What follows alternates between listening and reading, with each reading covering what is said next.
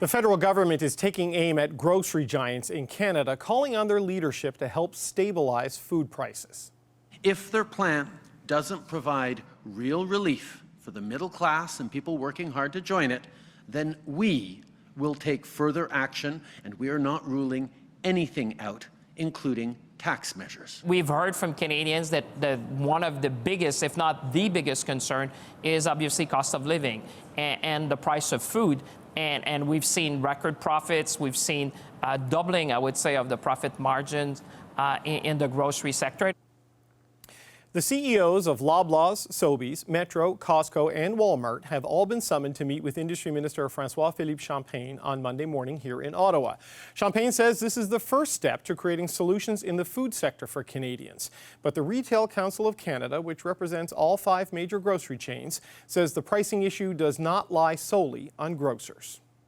Karl Littler is the Retail Council's Senior Vice President of Public Affairs, and he joins us now. Karl Littler, welcome to the show. Thank you. So after the Prime Minister took aim at the grocery giants yesterday, your organization said the government should instead look in the mirror. Why do you say that? Well, I think we have a number of things that we would say to government. One is that, we're happy to engage in a good faith exercise discussion of food prices and affordability. So we had a number of things to say to government. One of them is you need to look at the entire food chain because that's where the bulk of the prices arise. And also we said the government needs to sort of check some of its own policies because there's no question that some of the public policy issues are contributing to costs that drive up prices.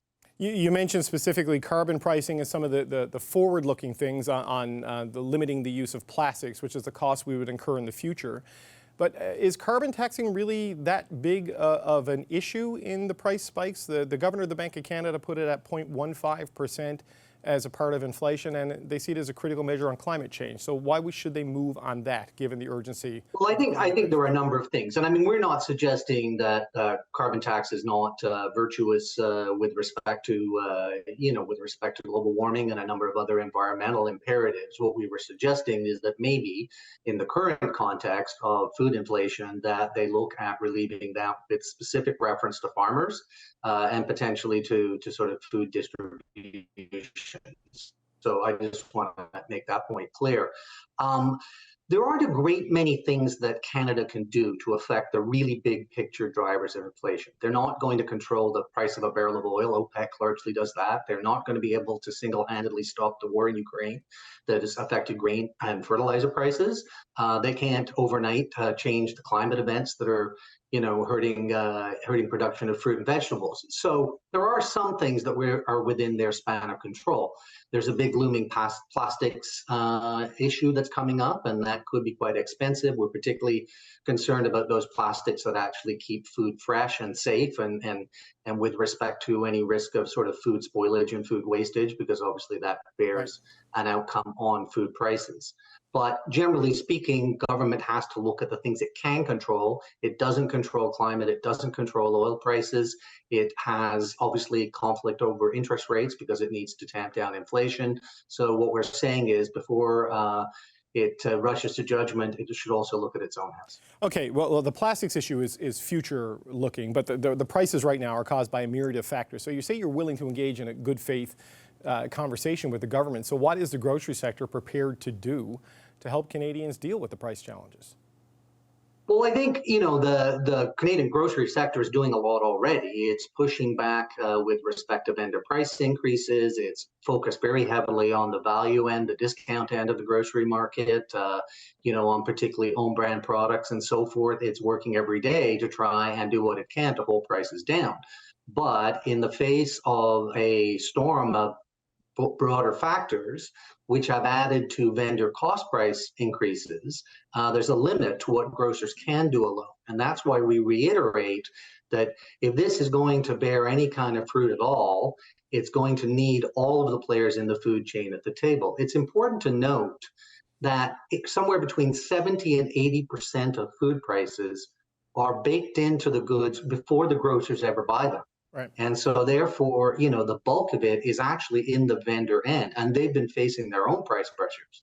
Yeah, right. So I appreciate that your costs have gone up, and we know about the knock-on effect in packaging and transportation and all of these things in the supply chain.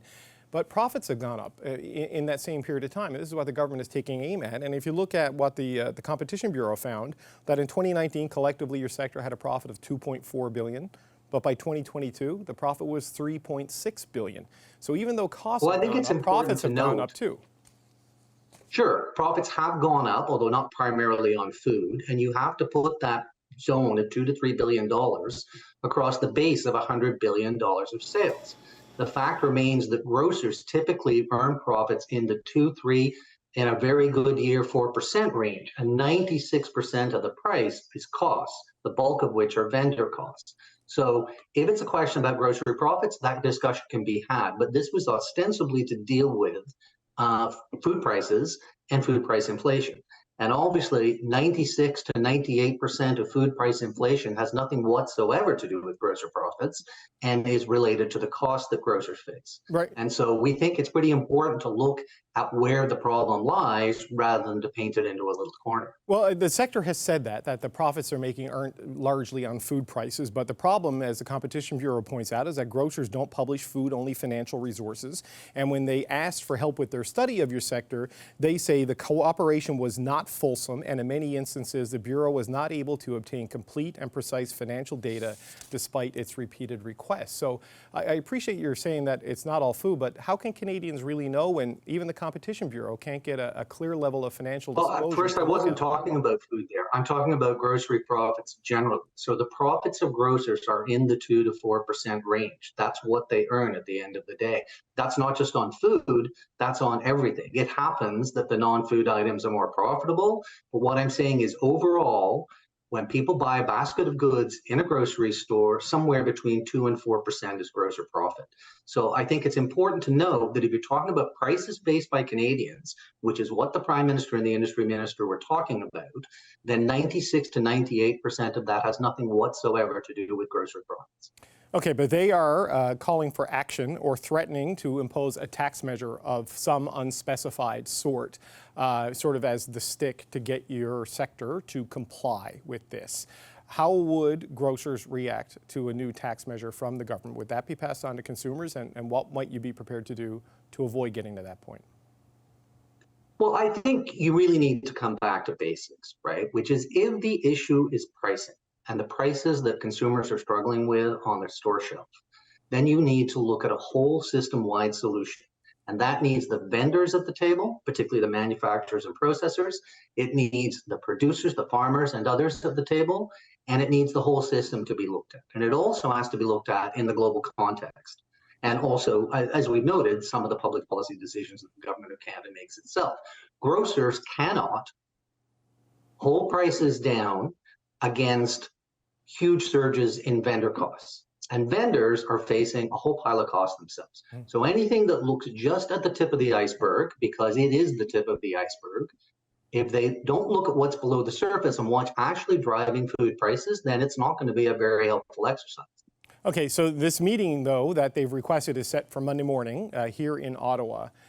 From what you're telling me, it doesn't sound like we're going to see a quick solution on anything coming out of Monday, and we should set our expectations low. That's the message I'm taking from this. Am I wrong? Well, here's what I would say. Grocers are going to show up on a good faith basis, and they're going to discuss their own views on what are the best approaches to dealing with affordability for Canadians. So they're going to give it their best college try.